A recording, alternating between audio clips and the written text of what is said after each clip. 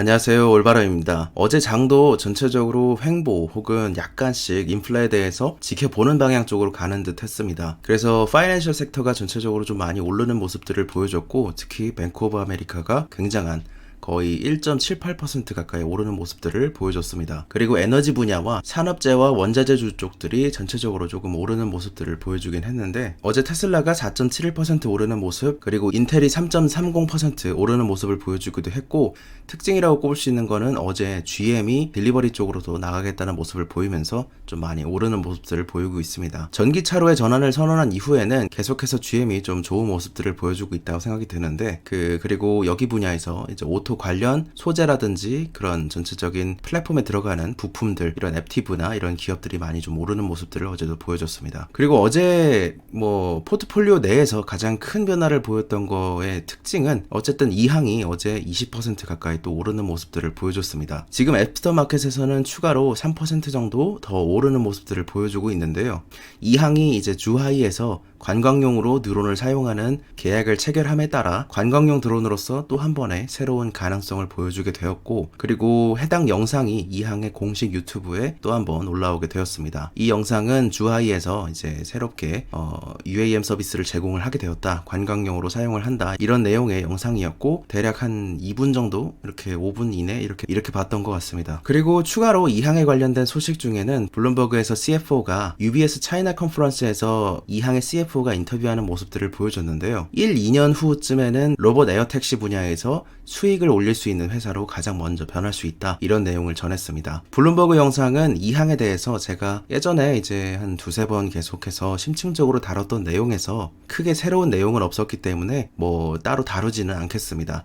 어쨌든 이 항에 대해서는 한 6달러, 7달러일 때도 있었고, 지금은 13달러쯤일 때도 얘기를 드려서 지금은 30달러를 넘긴 시기까지 오게 되었습니다. 적당히 오래 두어도 괜찮을 정도 금액을 투자를 했고, 포트상의 비중은 한 10% 정도 내외로 가져가고 있습니다. 조금 더 많은 변화가 있지 않을까 하는 데에서는 역시 이 포트의 기술력과, 그리고 올해 있을 신기술 발표가 어떤 식으로 구성이 될지, 그리고 캐파를 얼마나 또 소비를 시킬 수 있을 것인지, 이것도 굉장히 중요한 요소로 봐야 할 수 있을 겁니다. 이제 테슬라에 대해서 다시 한번 또 굉장히 불리시한 의견을 제시하는 애널리스트가 인터뷰를 또 했는데요. 이 웹부시의 네나이브스가 굉장히 어쨌든 시장 정에서도 불리시한, 시장 중에서도 굉장히 불리시한 편입니다. 그러니까 굉장히 강세론자인데요. 그에 대해서 감안을 하시면서 다시 한번 짚어보자면, 향후의 전기차 시장은 5년 내에 5년 동안 수요가 3%에서 이제 10%까지 증가하게 될 것이라고 예상을 하고 있고, 특히 테슬라는 중국 시장 내에서 불균형적인 점유율, 그러니까 굉장히 많은 쉐어를 가져가게 될 거라고, 마켓 쉐어를 가져가게 될 거라고 기대를 하고 있는 상황입니다. 특히 아무래도 중국 내에서는 중국 내에 파트너를 가지지 않고 독자 법인을 설립한 유일한 외국 제조업체이기 때문에 이 이점과 기가 상하이의 매니팩처링이라든지 엔지니어링이라든지 이런 측면에서 좀 더 이런 경쟁 우위를 가져갈 수 있을 것이다, 이것을 기대하면서 또 한번 중국과 다른 시장에서 굉장한 수요를 기대하는 상황임을 강조했습니다. 그리고 바이든과 블루웨이브 시나리오에 따라 전기차 개발이라든지 인프라에 대한 드라이브가 조금 더 과감해질 것을 기대하면서 전기화로의 급진적인 드라이브가 결국에는 또 한번 테슬라에게 부스트를 얻는 효과로 작용할 수 있음을 강조했습니다. 1년 내에서 2년 사이에는 1조 달러가 될 것이고, 그리고 2년 후쯤에는 2조 달러가 될 것이다, 이런 내용을 얘기를 했는데, 구체적인 내용은 수치적으로 설명된 게 없어서 좀 아쉬운 내용은 있었지만, 태양광이라든지 에너지, 배터리, 전기차 등 여러 가지 측면에서 경쟁 우위를 갖고 있다고 여겨지기 시작하고 있다, 테슬라의 주가에 긍정적일 수 있다, 이런 내용의 입장이었습니다. 그리고 아크인베스트의 애널리스트와 캐시 우드가 웨비나에서 애플카에 대해서 논의를 했는데요. 애플은 자율주행차 계획과 관련해서 아직까지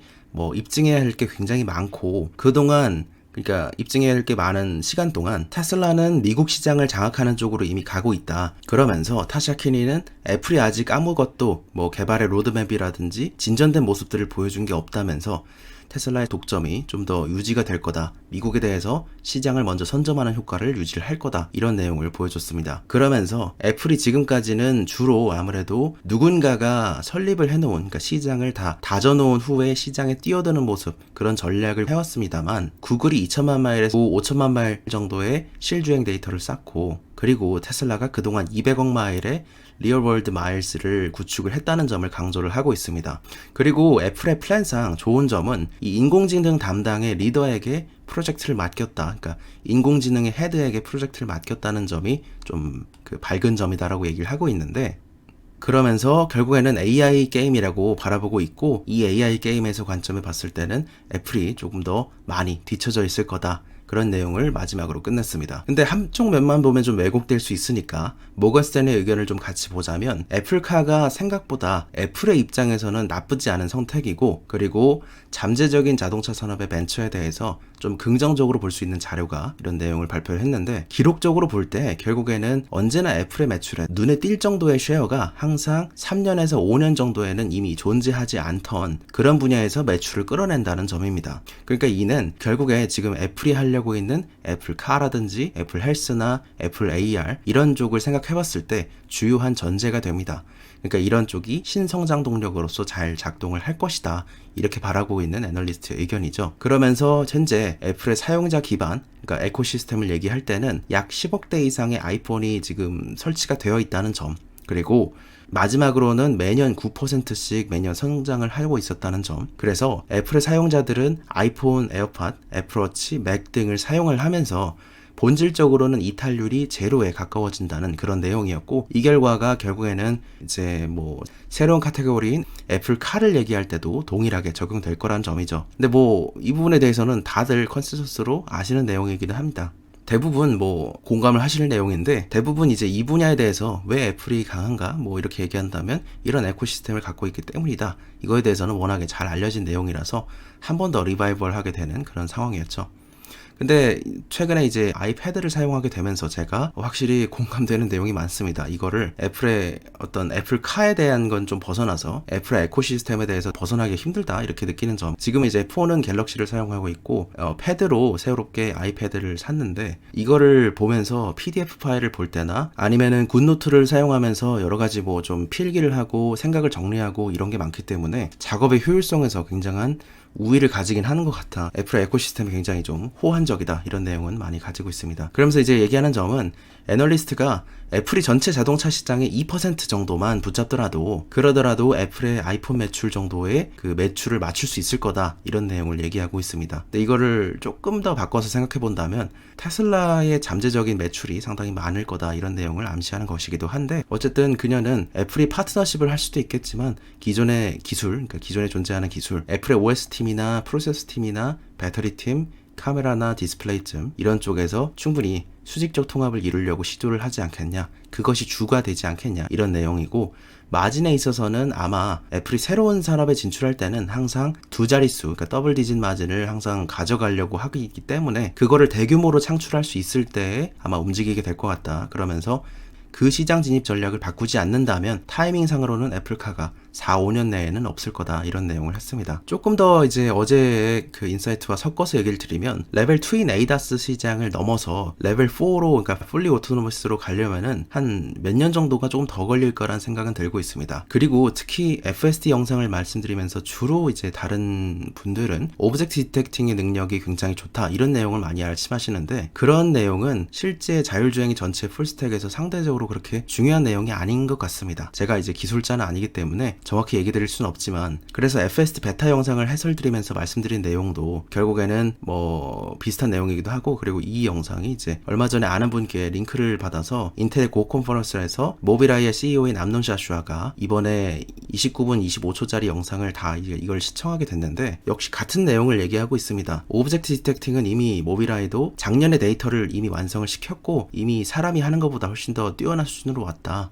그렇지만 문제는 역시 드라이빙 폴리스입니다. 그러니까 어떤 두뇌를 가질 것이냐, 그러니까 어떤 길은 내가 주행할 수 있는 드라이버블 패스인지, 아니면 어떤 데에다가 내가 로드 엣지를 그어야 하는지, 그러니까 디리미터스를 어디다 그어야 하는지, 뭐 가드레일이나 커브이나 여러 가지 복잡한 도로 상황에서는 충분히 이것이 가치 판단의 문제로 가게 되고, 그 가치 판단의 문제로 갔을 때가 어렵다는 것이지, 오브젝트 디텍팅, 그러니까 싱글 패스로 갔을 때는 얼마든지 이미 주행을 할 수 있다. 그러니까 고속도로 레벨에서는 충분히 지금은 모든 ADAS가 가능하다는 그런 입장이고, 암논 샤슈아는 2025년쯤에 대략 로보택시나 여러 가지를 통해서 좀 더 스케일 있는 L4가 가능하게 될 거다. 근데 그런 관점은 결국에는 안전성에 초점을 두고 가고 있는 것이죠. 그래서 테슬라 같은 경우에는 역시 정책성의 허들을 넘어야 하는 그런 좀 각각의 한계가 다르다, 이런 내용을 말씀드릴 수 있을 것 같습니다. 그리고 테슬라가 인도 시장에 진입을 하게 됐습니다. 인도에서 공식 사업 허가를 받았으며 테슬라가 이후에 좀 더 급증하는 모습을 보여주기도 했는데, 이 분야에 대해서는 이전에도 설명을 드렸듯이 12월 30일 날 원래 그 라이센스를 받으려고 했었던 게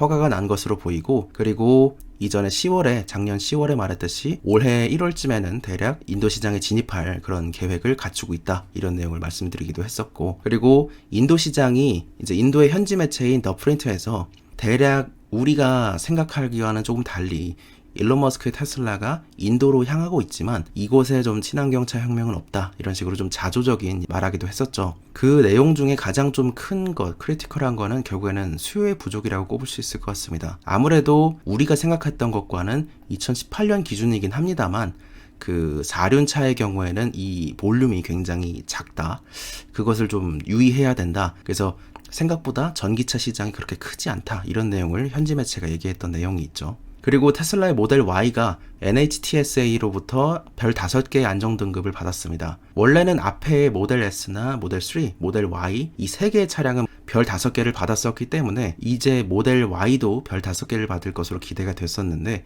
이번에 기대에 부응했고 정면 충돌이나 사이드 충돌이나 아니면은 그 전복 상황에서도 충분히 좋은 모습을 보여줬고, NHTSA와 IIHS가 2022년 9월 1일까지 이 데드라인은 설정을 해줬고, 그게 뭐냐면 이런 자동 비상제동을 넣어라, 모든 차량에 넣어라, 이런 내용을, 그러니까 어떤 숙제를 줬습니다. 근데 그런 모델 3, 모델 S, 모델 X, 모델 Y까지 4가지의 라인업에 모두 전방 충돌 경고나 도시 자동 비상제동과 고속 자동 비상제동, 그리고 보행자 비상제동 등을 시행할 수 있는 그리고 여러 가지를 다 갖추고 있는 그런 상태임을 얘기를 했죠. 그래서 전체 라인업에 넣는 거기 때문에 아무래도 테슬라가 라인업이 좀 적기 때문에 그것도 지키기 쉬웠던 것일 수도 있지만, 어쨌든 그것 또한 결과적으로는 전략 중에 하나라고 생각을 해야 되는 게 맞다고 생각해서 긍정적으로 보는 게 맞다고 생각합니다. 그래서 2020년 기준으로 봤을 때 볼보와 테슬라 두 기업만이 100% 이 약속을 미리 좀 지킨, 그러니까 미리 지킨 겁니다. 미리 지킨 거라는 내용으로 유의한 기업이다, 이렇게 꼽을 수 있겠지만, 조금 더 객관적으로 보게 된다면 웬만한 대회들 다 해놨다는 것, 그리고 이 퍼센트지가 차이가 크게 안 난다는 것, 그런 점들도 꼽을 수 있겠죠. 오늘 투자의 생각 중 테슬라에 대한 소식은 여기서 마칩니다. 오늘도 좋은 하루 되시길 바랍니다. 그리고 구독자 4만 명과 함께 되어 감사하는 마음으로 오늘도 마치겠습니다. 감사합니다. 올바른이었습니다.